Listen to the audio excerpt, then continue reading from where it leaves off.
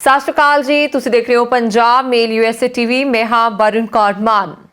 मैं हाँ संजीव यश खन्ना थोड़ा सारे का स्वागत करते हैं करंट न्यूज़ एंड व्यूज़ ਦੇ ਵਿੱਚ। ਸਭ ਤੋਂ ਪਹਿਲੀ ਖੁਸ਼ਖਬਰੀ ਇਹ ਹੈ, ਇੱਕ ਨਿਊਜ਼ ਵੀ ਹੈ ਤੇ ਨਿਊਜ਼ ਦੇ ਉੱਤੇ ਵਿਊ ਵੀ ਹੈ ਕਿ US ਨੇ ਆਪਣੇ ਦਰਵਾਜ਼ੇ ਖੋਲਣ ਦਾ ਕਰ ਲਿਆ ਫੈਸਲਾ। ਸੈਲਾਨੀਆਂ ਦੇ ਵਿੱਚ ਖੁਸ਼ੀ ਦੀ ਲਹਿਰ ਹੈ, ਕਿਉਂਕਿ ਸੈਲਾਨੀਆਂ ਦੇ ਲਈ ਖਾਸ ਤੌਰ ਤੇ ਵਾਕਈ ਖੁਸ਼ੀ ਦੀ ਲਹਿਰ ਹੈ ਕਿ ਕਿੰਨਾ ਟਾਈਮ ਹੋ ਗਿਆ ਸੀ ਜਦੋਂ ਦਾ ਕਰੋਨਾ ਸ਼ੁਰੂ ਹੋਇਆ, ਕਿਸੇ ਕੰਟਰੀ ਦੇ ਵਿੱਚ ਘੁੰਮਣ ਜਾਣ ਦਾ ਮੌਕਾ ਨਹੀਂ ਮਿਲਦਾ ਸੀਗਾ ਤੇ 8 ਨਵੰਬਰ ਤੋਂ ਕਰ ਲਓ ਬੈਗ ਪੈਕ ਤੇ ਚਲੇ ਜਾਓ USA ਘੁੰਮਣ।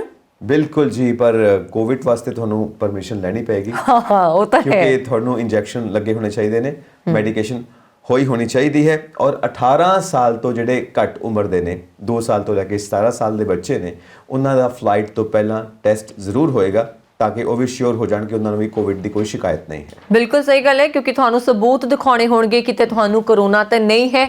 ਸੋ ਕਰੋਨਾ ਦੀ ਵੀ ਨੈਗੇਟਿਵ ਰਿਪੋਰਟ ਹੋਣੀ ਲਾਜ਼ਮੀ ਹੈ। ਜਿੰਨੀਆਂ ਨਿੱਕੀਆਂ ਸ਼ਰਤਾਂ ਨੇ, ਇਸ ਦੇ ਨਾਲ ਬਾਈਡਨ ਪ੍ਰਸ਼ਾਸਨ ਦੇ ਵੱਲੋਂ ਬਹੁਤ ਹੀ ਜ਼ਿਆਦਾ ਹੋਰ ਕਦਮ ਚੁੱਕੇ ਜਾਣਗੇ ਤਾਂ ਜੋ ਤੁਹਾਡੀ ਸੁਰੱਖਿਆ ਨੂੰ ਯਕੀਨੀ ਬਣਾਇਆ ਜਾ ਸਕੇ। ਸੋ 8 ਨਵੰਬਰ ਤੋਂ US ਕਰ ਰਿਹਾ ਹੈ ਆਪਣੀ ਯਾਤਰਾ ਸ਼ੁਰੂ ਤੇ ਨਾਲ ਦੇ ਨਾਲ ਆਸਟ੍ਰੇਲੀਆ ਨੇ ਵੀ ਕਰ ਦਿੱਤਾ ਐਲਾਨ ਕਿ ਉੱਥੋਂ ਦੇ ਜਿਹੜੇ ਯਾਤਰੀ ਨੇ, ਆਸਟ੍ਰੇਲੀਆ ਦੇ ਜਿਹੜੇ ਨਾਗਰਿਕ ਨੇ, ਉਹ ਹੁਣ ਆਸਾਨੀ ਦੇ ਨਾਲ ਸੁੱਖ ਦਾ ਸਾਹ ਲੈ ਸਕਣਗੇ, ਘੁੰਮਣ ਜਾ ਸਕਣਗੇ, ਕਿਉਂਕਿ ਆਸਟ੍ਰੇਲੀਆ ਇੱਕ ਇੱਦਾਂ ਦੀ ਕੰਟਰੀ ਹੈ ਜਿਸ ਨੇ ਬਹੁਤ ਜ਼ਿਆਦਾ ਸਖਤ ਪਾਬੰਦੀਆਂ ਲਾਈਆਂ ਹੋਈਆਂ ਸੀ। ਬਿਲਕੁਲ 1 ਨਵੰਬਰ ਤੋਂ ਖੁੱਲਣ ਜਾ ਰਿਹਾ ਹੈ ਆਸਟ੍ਰੇਲੀਆ ਦਾ ਬਾਰਡਰ ਵੀ, ਪਰ ਸ਼ਰਤਾਂ ਉਹੀ ਨੇ ਕਿ ਕੋਵਿਡ ਵਾਸਤੇ ਤੁਸੀਂ ਬਿਲਕੁਲ ਇਹਤਿਆਤ ਵਰਤਣੀ ਹੈ। ਕਿਸੇ ਕਿਸਮ ਦੀ ਕੋਈ ਢਿੱਲ ਨਹੀਂ ਦਿੱਤੀ ਜਾਏਗੀ ਕੋਵਿਡ ਨੂੰ ਲੈ ਕੇ, ਕਿਉਂਕਿ ਹਰ ਦੇਸ਼ ਚਾਹੁੰਦਾ ਹੈ ਕਿ ਇਸ ਬਿਮਾਰੀ ਦੇ ਉੱਤੇ ਕਿਸੇ ਨਾ ਕਿਸੇ ਤਰ੍ਹਾਂ ਰੋਕ ਲਾਈ ਜਾਵੇ, ਠੱਲ ਪਾਈ ਜਾਏ ਇਸ ਨੂੰ।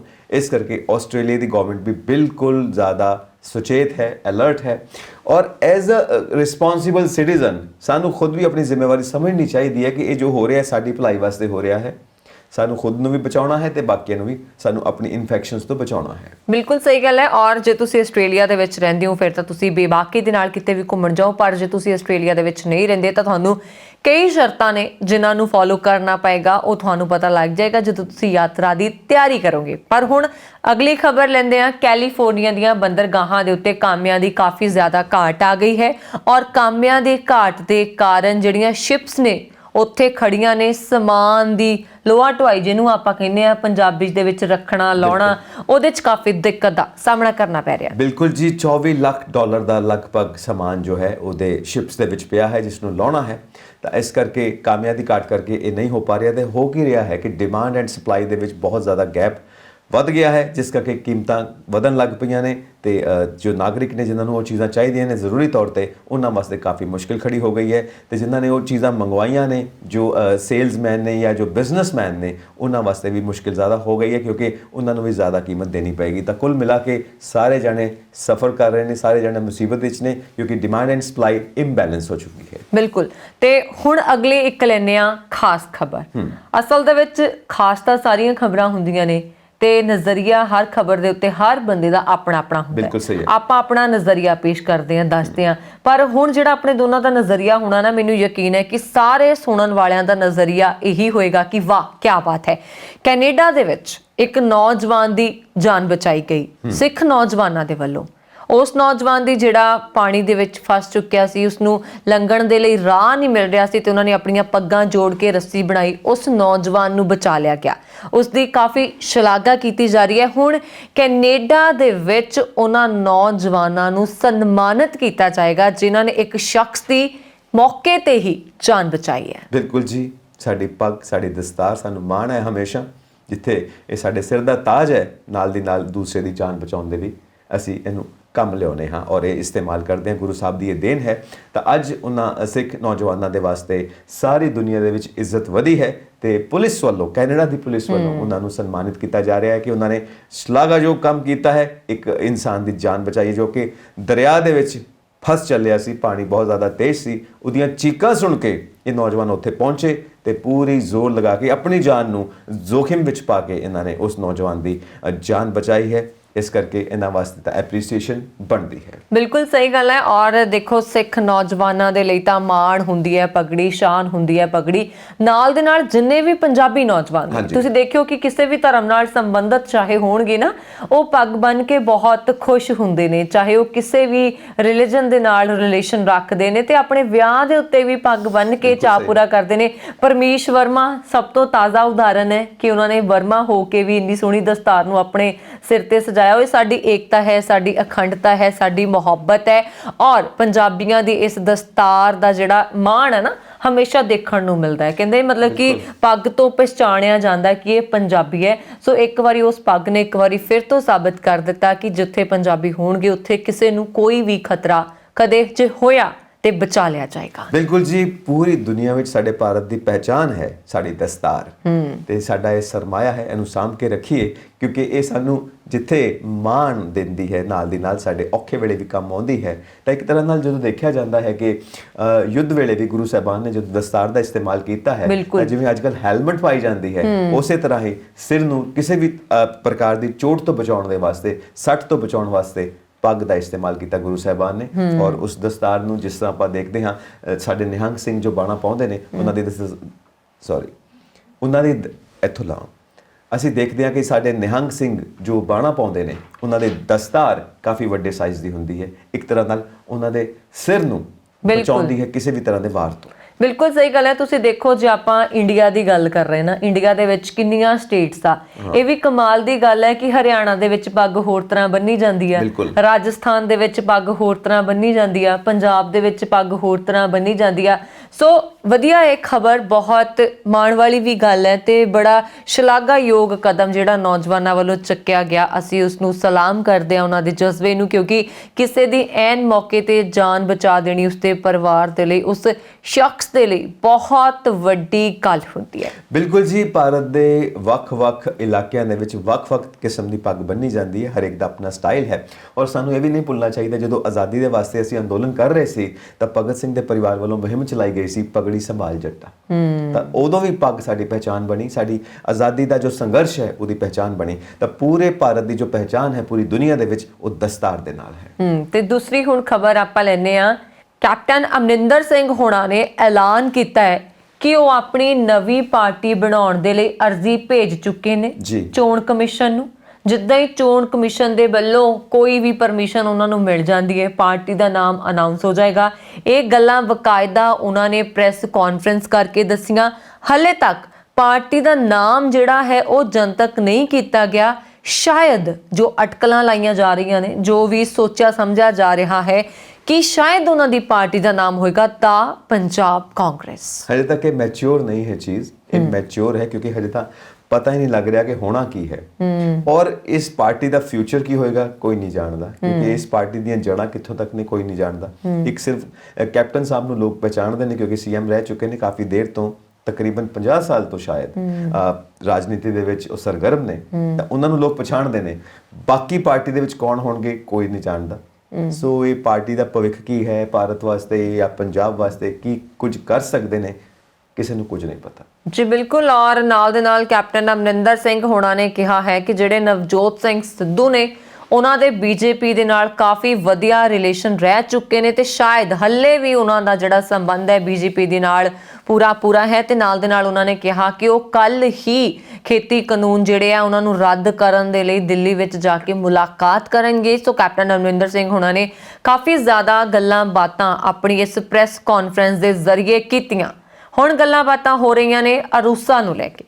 ਅਰੂਸਾ ਨੂੰ ਕਿਹਾ ਜਾਂਦਾ ਹੈ ਕੈਪਟਨ ਅਮਰਿੰਦਰ ਸਿੰਘ ਹੋਣਾ ਦੇ ਪਾਕਿਸਤਾਨੀ ਦੋਸਤ, ਪਰ ਰੰਧਾਵਾ ਜਿਹੜੇ ਸਾਡੇ ਹੁਣ ਪੰਜਾਬ ਦੇ ਉਪ ਮੁੱਖ ਮੰਤਰੀ ਆ, ਉਹਨਾਂ ਨੇ ਜਾਂਚ ਦੇ ਹੁਕਮ ਦਿੱਤੇ ਅਰੂਸਾ ਨੂੰ ਲੈ ਕੇ। ਤੇ ਮੋਰਿਓ ਅਰੂਸਾ ਹੋਣਾ ਦਾ ਬਿਆਨ ਆਉਂਦਾ ਹੈ ਕਿ ਮੈਂ ਕੱਲੇ ਨੂੰ ਕੋਰਟ ਦੇ ਵਿੱਚ ਖੜੀਸਾਂਗੀ।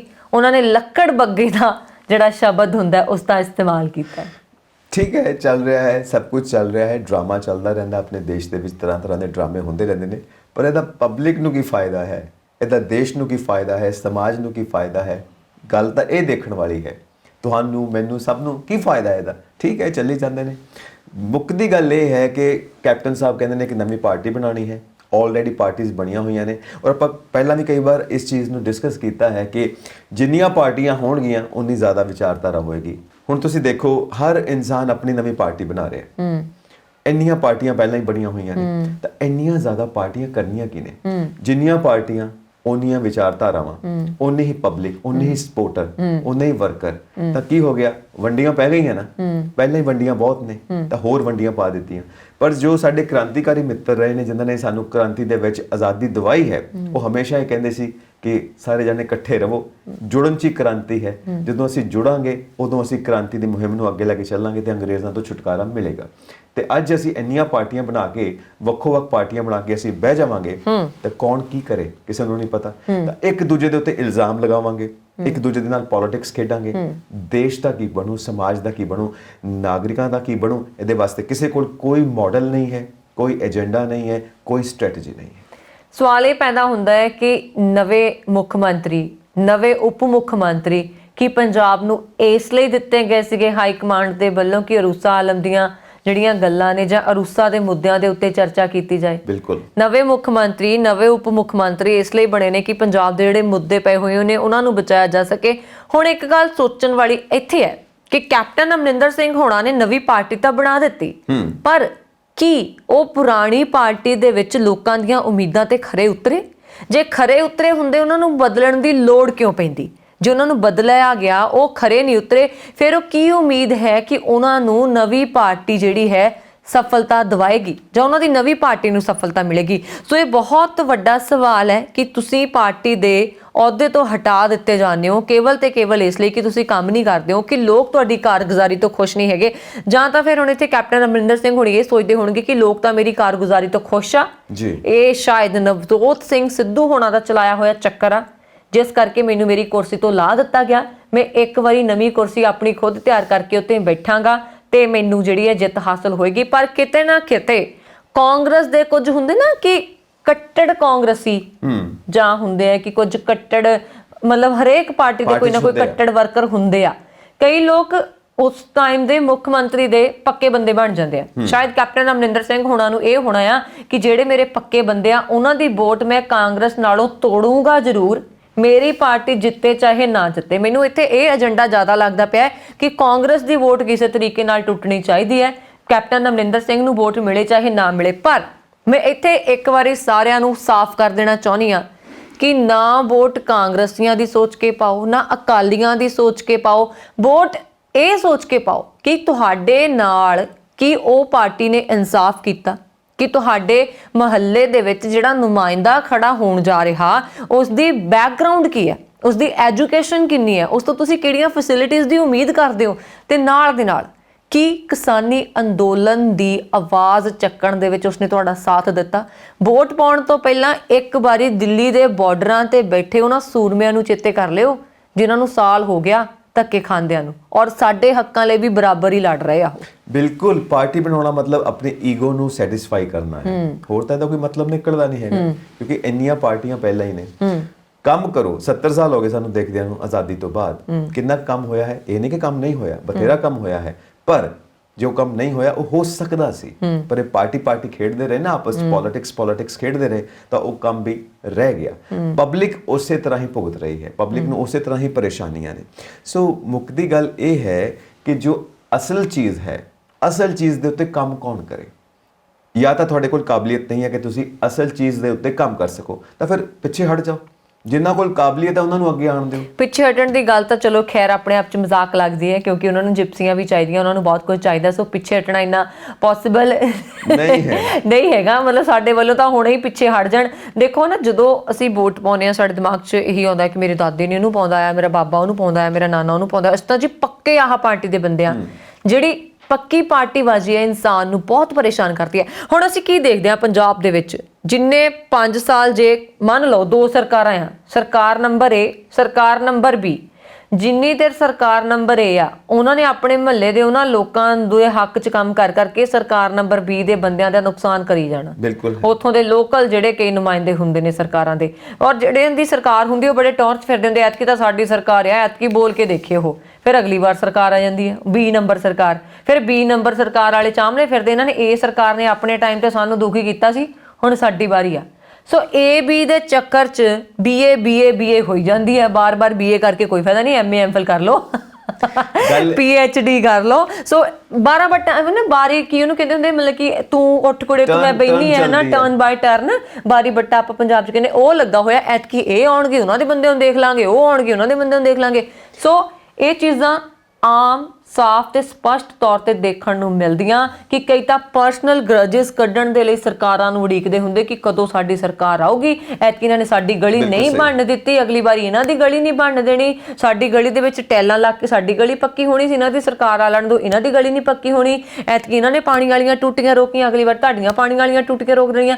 ਸੋ ਇਦਾਂ ਦੀਆਂ ਨਿੱਕੀਆਂ ਨਿੱਕੀਆਂ ਗੱਲਾਂ ਜਿਹੜੀਆਂ, ਮਹੱਲਾ ਤੁਹਾਡਾ, ਪਿੰਡ ਤੁਹਾਡਾ, ਤੁਸੀਂ ਆਪਣੇ ਪਿੰਡ ਦੀ ਗਲੀ ਨਹੀਂ ਬਣਨ ਦੇਣੀ ਸਰਕਾਰ ਦੇ ਚੱਕਰਾਂ 'ਚ। ਉਹ ਤਾਂ ਭਰਾਵਾ ਆਲੀਸ਼ਾਨ ਕੋਠੀਆਂ 'ਚ ਰਹਿਣ ਲੱਗੇ ਜਿਨ੍ਹਾਂ ਕਰਕੇ ਗਲੀ ਵੀ ਨਹੀਂ ਬਣਨ ਦਿੰਦੇ। ਤੁਸੀਂ ਇੱਕ ਗੱਲ ਦੇਖੋ, ਇਹਨਾਂ ਸਾਰੀਆਂ ਗੱਲਾਂ ਤੋਂ ਸਾਬਿਤ ਕੀ ਹੋਇਆ ਕਿ ਇਹਨਾਂ ਲੋਕਾਂ ਦਾ IQ ਲੈਵਲ ਕੀ ਹੈ, ਇਹਨਾਂ ਲੋਕਾਂ ਦੀ ਸਮਝ ਕਿੰਨੀ ਕੁ ਵੱਡੀ ਹੈ, ਸੋਚ ਕਿੰਨੀ ਕੁ ਵੱਡੀ ਹੈ। ਦੇਸ਼ ਵਾਸਤੇ, ਸਮਾਜ ਵਾਸਤੇ, ਨਾਗਰਿਕਾਂ ਵਾਸਤੇ ਇਹ ਜਿਹੜੀ ਸੋਚ ਹੈ ਇਹ ਫਾਇਦੇਮੰਦ ਹੋ ਸਕਦੀ ਹੈ।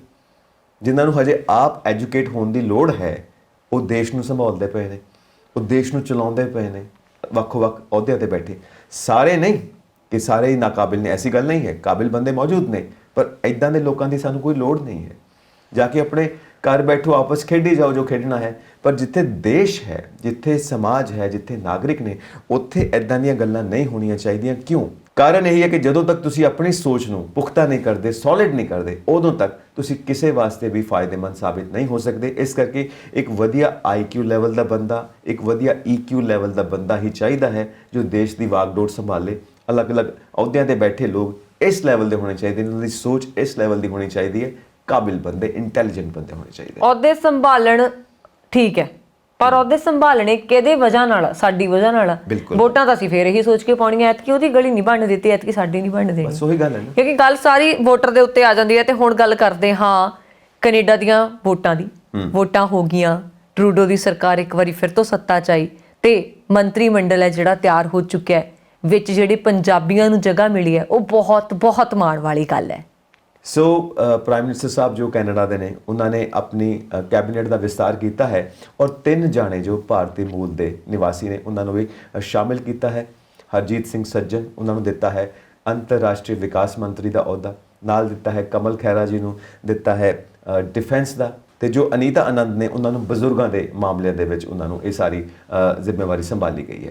ਤਾਂ ਸਾਡੇ ਵਾਸਤੇ ਬੜੀ ਮਾਣ ਦੀ ਗੱਲ ਹੈ ਕਿ ਭਾਰਤ ਮੂਲ ਦੇ ਜਿਹੜੇ 3 ਨਿਵਾਸੀ ਨੇ ਇੱਕ ਇੰਪੋਰਟੈਂਟ ਪੋਸਟ ਤੇ ਨੇ। ਇਸ ਤੋਂ ਪਹਿਲਾਂ ਵੀ ਰਹੇ ਨੇ ਸਾਡੇ ਭਾਰਤ ਮੂਲ ਦੇ ਨਿਵਾਸੀ, ਕੈਬਨਿਟ ਦੇ ਵਿੱਚ ਰਹੇ ਨੇ, ਉਹਦੇ ਖਾਸ ਮੰਤਰੀ ਰਹੇ ਨੇ, ਔਰ ਇਸ ਵਾਰ ਜੋ ਨਵੀਂ ਮੰਤਰੀ ਮੰਡਲ ਨੇ ਸਹੁੰ ਚੁੱਕੀ ਹੈ ਉਹਦੇ ਵਿੱਚ ਇਹ 3 ਜਣੇ ਸ਼ਾਮਿਲ ਨੇ। ਤੇ ਇੱਕ ਹੋਰ ਵਧੀਆ ਖਬਰ ਹੈ ਕੈਨੇਡਾ ਤੋਂ ਹੀ ਹੈ ਕਿ ਜਿਹੜੀ ਪੰਜਾਬੀ ਮੂਲ ਦੀ ਮੇਅਰ ਚੁਣੀ ਗਈ ਹੈ। ਇਹ ਵੀ ਆਪਣੇ ਆਪ ਦੇ ਵਿੱਚ ਬੜੀ ਖੁਸ਼ਨਸੀਬੀ ਦੀ ਗੱਲ ਹੈ, ਕਿਉਂਕਿ ਪੰਜਾਬੀਆਂ ਨੇ ਮਿਹਨਤਾਂ ਕੀਤੀਆਂ ਤੇ ਮਿਹਨਤਾਂ ਨੂੰ ਫਲ ਮਿਲਦੇ ਪਏ ਆ। ਮੇਅਰ ਬਣ ਜਾਣਾ ਆਪਣੇ ਆਪ 'ਚ ਬਹੁਤ ਵੱਡੀ ਗੱਲ ਹੈ। ਤੇ ਅਗਲੀ ਖਬਰ ਵੀ ਜੁੜੀ ਹੋਈ ਹੈ ਕੈਨੇਡਾ ਦੇ ਨਾਲ। ਕੈਲਗਰੀ ਦੇ ਵਿੱਚ ਪਹਿਲੀ ਪੰਜਾਬੀ ਮੇਅਰ ਨੇ ਅਹੁਦਾ ਸੰਭਾਲ ਲਿਆ ਹੈ।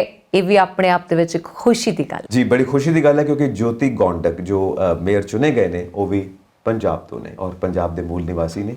ਸੋ ਟੋਟਲ ਗੱਲ ਇਹ ਹੈ, ਮੁੱਖ ਦੀ ਗੱਲ ਇਹ ਹੈ ਕਿ ਉਹਨਾਂ ਦੀ ਵਿਚਾਰਧਾਰਾ, ਜਿਵੇਂ ਹੁਣ ਆਪਾਂ ਗਲੀਆਂ ਦੀ ਗੱਲ ਕੀਤੀ ਸੀ, ਜੋ ਪੰਜਾਬ ਦੀ ਤੁਸੀਂ ਸਥਿਤੀ ਬਿਆਨ ਕੀਤੀ ਹੈ, ਪਰ ਉਹਨਾਂ ਦੀ ਵਿਚਾਰਧਾਰਾ ਕੀ ਹੈ ਕਿ ਮੈਂ ਵਿਕਾਸ ਦੀ ਗੱਲ ਕਰਾਂਗੀ, ਹਮੇਸ਼ਾ ਹਰ ਨਾਗਰਿਕ ਨੂੰ ਆਪਣੇ ਨਾਲ ਲੈ ਕੇ ਚੱਲਾਂਗੀ, ਨਾਲ ਉਹਨਾਂ ਦੇ ਸੁਜੈਸ਼ਨਸ ਵੀ ਲਵਾਂਗੀ, ਕਿਉਂਕਿ ਹੋ ਨਹੀਂ ਸਕਦਾ ਕਿ ਮੇਰੇ ਕੋਲ ਸਾਰੀਆਂ ਗੱਲਾਂ ਦੇ ਹੱਲ ਹੋਣ ਤੇ ਜਿਹੜੇ ਨਾਗਰਿਕ ਉਸ ਚੀਜ਼ ਨੂੰ ਭੁਗਤ ਰਹੇ ਨੇ, ਉਸ ਐਕਸਪੀਰੀਅੰਸ ਵਿੱਚੋਂ ਨਿਕਲ ਰਹੇ ਨੇ, ਉਹ ਮੈਨੂੰ ਜ਼ਰੂਰ ਸੁਜੈਸਟ ਕਰਨ ਕਿ ਕਿਸ ਤਰ੍ਹਾਂ ਮੈਂ ਉਹਨਾਂ ਦੀ ਬਿਹਤਰੀ ਵਾਸਤੇ ਹਮੇਸ਼ਾ ਕੰਮ ਕਰ ਸਕਦੀ ਹਾਂ ਤੇ ਆਪਣੇ ਨਾਗਰਿਕਾਂ ਨੂੰ ਉਸ ਸਥਿਤੀ ਵਿੱਚ ਲੈ ਕੇ ਜਾ ਸਕਦੀ ਹਾਂ ਜੋ ਉਹਨਾਂ ਨੇ ਸੁਪਨਾ ਵੇਖਿਆ ਹੈ। ਸੋ ਇਹ ਹੈ ਜੋਤੀ ਦੀ ਸੋਚ। ਜੋ ਅਸੀਂ IQ ਲੈਵਲ ਦੀ ਗੱਲ ਕਰਦੇ ਹਾਂ, ਸਭ ਨੂੰ ਨਾਲ ਲੈ ਕੇ ਚੱਲਣ ਦੀ ਗੱਲ ਕਰਦੇ ਹਾਂ। ਇੱਕ ਪਾਸੇ ਅਸੀਂ ਗੱਲ ਕਰਦੇ ਸੀ ਕਿ ਗਲੀਆਂ ਨਹੀਂ ਬਣਨ ਦੇਣੀਆਂ ਤੇ ਉਹਨਾਂ ਦਾ ਕੋਈ ਵਿਕਾਸ ਨਹੀਂ ਹੋਣ ਦੇਣਾ। ਕੰਪੈਰੀਜ਼ਨ ਦੇਖੋ, ਇਹ ਕਿੱਥੇ ਖੜੇ ਨੇ ਤੇ ਅਸੀਂ ਕਿੱਥੇ ਖੜੇ ਹਾਂ। ਅਗਲੀ ਖਬਰ ਲੈਂਦੇ ਹਾਂ ਹੁਣ ਦਰਸ਼ਨ ਸਿੰਘ ਧਾਲੀਵਾਲ ਹੁਣਾਂ ਦੀ। ਉਹਨਾਂ ਨੂੰ ਨਵੀਂ ਦਿੱਲੀ ਦੇ ਹਵਾਈ ਅੱਡੇ ਤੋਂ ਵਾਪਸ ਭੇਜ ਦਿੱਤਾ ਗਿਆ। ਸਾਰੇ ਉਹਨਾਂ ਦੇ ਕਾਗਜ਼ਾਤ ਪੂਰੇ ਨੇ। ਕਾਰਨ ਸਿਰਫ ਤੇ ਸਿਰਫ ਇੱਕ ਹੈ ਕਿ ਉਹ ਜਿਹੜੇ ਨੇ ਕਿਸਾਨੀ ਅੰਦੋਲਨ ਦਾ ਪੂਰੀ ਤਰ੍ਹਾਂ ਸਮਰਥਨ ਕਰਦੇ ਨੇ। ਉਹ ਪਹਿਲਾਂ ਵੀ ਜਦੋਂ ਆਏ ਇੰਡੀਆ, ਕਿਉਂਕਿ ਉਹ 3-4 ਮਹੀਨਿਆਂ ਬਾਅਦ ਇੰਡੀਆ ਆਉਂਦੇ ਰਹੇ ਆ, ਤੇ ਉਹਨਾਂ ਨੂੰ ਹਵਾਈ ਅੱਡੇ ਦੇ ਉੱਤੇ ਕਾਫੀ ਜ਼ਿਆਦਾ ਪਰੇਸ਼ਾਨੀ ਦਾ ਸਾਹਮਣਾ ਕਰਨਾ ਪਿਆ। ਉਹਨਾਂ ਨੂੰ ਕਾਫੀ ਜ਼ਿਆਦਾ ਸਮਾਂ ਹਵਾਈ ਅੱਡੇ ਦੇ ਉੱਤੇ ਬਿਤਾਉਣਾ ਪਿਆ। ਚੈਕਿੰਗ ਹੁੰਦੀ ਰਹੀ ਉਹਨਾਂ ਦੀ, ਪਰ ਹਮੇਸ਼ਾ ਉਹਨਾਂ ਨੂੰ 2-3 ਘੰਟਿਆਂ ਦੀ ਖੱਜਲ ਖੁਆਰੀ ਤੋਂ ਬਾਅਦ ਪੰਜਾਬ ਭੇਜ ਦਿੱਤਾ ਜਾਂਦਾ ਸੀ। ਪਰ ਇਸ ਵਾਰੀ ਉਹਨਾਂ ਨੂੰ ਵਾਪਸ ਸ਼ਿਕਾਗੋ ਦੀ ਫਲਾਈਟ ਦੇ ਵਿੱਚ ਬਿਠਾ ਦਿੱਤਾ ਗਿਆ, ਉਤਰਨ ਹੀ ਨਹੀਂ ਦਿੱਤਾ ਗਿਆ। ਸਾਰਿਆਂ ਦੇ ਵੱਲੋਂ, ਪ੍ਰਕਾਸ਼ ਸਿੰਘ ਬਾਦਲ ਦੇ ਵੱਲੋਂ ਵੀ, ਬੀਬੀ ਜਗੀਰ ਕੌਰ ਹੋਣਾ ਦੇ ਵੱਲੋਂ ਵੀ, ਕਾਫੀ ਜ਼ਿਆਦਾ ਸਿਆਸਤਦਾਨਾਂ ਦੇ ਵੱਲੋਂ ਵੀ ਇਸ ਚੀਜ਼ ਦੀ ਨਿੰਦਾ ਕੀਤੀ ਜਾ ਰਹੀ ਹੈ ਕਿ ਉਹਨਾਂ ਨੂੰ ਲੈਂਡ ਹੋਣ ਤੋਂ ਬਾਅਦ ਪੰਜਾਬ ਕਿਉਂ ਨਹੀਂ ਭੇਜਿਆ ਗਿਆ। ਬਿਲਕੁਲ ਜੀ, ਪਹਿਲਾਂ ਤਾਂ ਕਾਫੀ ਖੱਜਲ ਖੁਆਰੀ ਤੋਂ ਬਾਅਦ ਭੇਜ ਦਿੱਤਾ ਜਾਂਦਾ ਸੀ, ਇਸ ਵਾਰ ਉਹ ਵੀ ਨਹੀਂ ਹੋਇਆ। ਸ਼ਿਕਾਗੋ ਦੀ ਫਲਾਈਟਸ ਬਿਠਾ ਦਿੱਤਾ ਗਿਆ, ਕਾਰਨ ਕਿ ਜਦੋਂ ਕਿਸਾਨੀ ਅੰਦੋਲਨ ਚੱਲ ਰਿਹਾ ਹੈ ਤਾਂ ਉਹ ਲੰਗਰ ਦੀ ਸੇਵਾ ਕਰ ਰਹੇ ਨੇ। ਬਿਲਕੁ ਕਿਉਂਕਿ ਯੂਐਸਏ ਦੇ ਇੱਕ ਬਹੁਤ ਵੱਡੇ ਆਦਮੀ ਨੇ, ਅਰਬਪਤੀ ਨੇ, ਬਹੁਤ ਵੱਡੇ ਬਿਜ਼ਨਸਮੈਨ ਨੇ ਔਰ ਬਹੁਤ ਵੱਡੇ ਵੱਡੇ ਲਿੰਕਸ ਨੇ ਉਹਨਾਂ ਦੇ ਉੱਪਰ, ਪੋਲੀਟੀਸ਼ੀਅਨਸ ਤੱਕ ਲਿੰਕਸ ਨੇ ਉਹਨਾਂ ਦੇ। ਕਈ ਵਾਰ ਤੁਸੀਂ ਫੋਟੋਗ੍ਰਾਫਸ ਦੇ ਵਿੱਚ ਦੇਖੋਗੇ ਪ੍ਰੈਜ਼ੀਡੈਂਟ ਆਫ ਅਮਰੀਕਾ ਨਾਲ ਉਹ ਬੈਠੇ ਹੋਏ ਨੇ। ਸੋ ਇਸ ਲੈਵਲ ਦੇ ਬੰਦੇ ਨਾਲ ਇਸ ਤਰ੍ਹਾਂ ਦਾ ਸਲੂਕ ਕੀਤਾ ਗਿਆ ਹੈ ਸਿਰਫ ਇਸ ਕਰਕੇ ਕਿ ਉਹ ਕਿਸਾਨੀ ਅੰਦੋਲਨ ਨੂੰ ਸਪੋਰਟ ਕਰ ਰਿਹਾ ਹੈ। ਤੁਸੀਂ ਦੇਖੋ ਇਸ ਸੋਚ ਨੂੰ ਲੈ ਕੇ, ਤੇ ਮਤਲਬ ਇਹ ਹੈ ਕਿ ਕੋਈ ਵੀ ਬੰਦਾ ਜੈਨੂਅਨ ਗੱਲ ਨਾ ਕਰੇ। ਜੇ ਕੋਈ ਬੰਦਾ ਜੈਨੂਅਨ ਗੱਲ ਕਰੇਗਾ ਤਾਂ ਉਹਨੂੰ ਭਾਰਤ ਦੀ ਧਰਤੀ ਤੇ ਨਹੀਂ ਆਉਣ ਦਿੱਤਾ ਜਾਏਗਾ। ਹਾਲਾਂਕਿ ਇੱਥੋਂ ਦਾ ਹੀ ਇਨਸਾਨ, ਹੀ ਇਜ਼ ਏ NRI ਔਰ ਇੰਨੀ ਤਰੱਕੀ ਕਰਦਾ ਹੈ ਵਿਦੇਸ਼ੀ ਧਰਤੀ ਤੇ ਜਾ ਕੇ, ਤੇ ਅੱਜ ਜੇ ਆਪਣੇ ਦੇਸ਼ ਵਾਸਤੇ ਕੰਮ ਕਰਦਾ ਪਿਆ ਤਾਂ ਤੁਸੀਂ ਉਹਨੂੰ ਰੋਕ ਰਹੇ ਹੋ। ਜੀ ਬਿਲਕੁਲ। ਔਰ ਸਾਡੇ ਆਜ਼ਾਦੀ ਘੁਲਾਟੀਆਂ ਨੇ ਤਾਨਾਸ਼ਾਹੀਆਂ ਤੋਂ ਦੇਸ਼ ਨੂੰ ਬਚਾ ਕੇ ਇੱਕ ਲੋਕਤੰਤਰੀ ਦੇਸ਼ ਬਣਾਇਆ, ਤੇ ਇਹਨਾਂ ਨੇ ਇੱਕ ਵਾਰੀ ਫਿਰ ਤੋਂ ਹੁਣ ਦੀਆਂ ਸਰਕਾਰਾਂ ਨੇ ਇਹਨੂੰ ਤਾਨਾਸ਼ਾਹੀ ਵਾਲਾ ਰੂਪ ਦੇ ਦਿੱਤਾ। ਅਜਿਹੀਆਂ ਘਟਨਾਵਾਂ ਦੇ ਨਾਲ ਤਾਂ ਇਦਾਂ ਲੱਗਦਾ ਹੈ। ਪਰ ਫਿਲਹਾਲ ਅੱਜ ਦੇ ਲਈ programme current news and views ਦੇ ਵਿੱਚ ਨਹੀਂ, ਮੈਨੂੰ ਵਰੁਣ ਕੌਰ ਮਾਨ ਨੂੰ ਤੇ ਮੈਨੂੰ ਸੰਜੀਵ ਯਸ਼ ਖੰਨਾ ਨੂੰ ਇਜਾਜ਼ਤ ਦਿਓ। ਸ਼ੁਕਰੀਆ।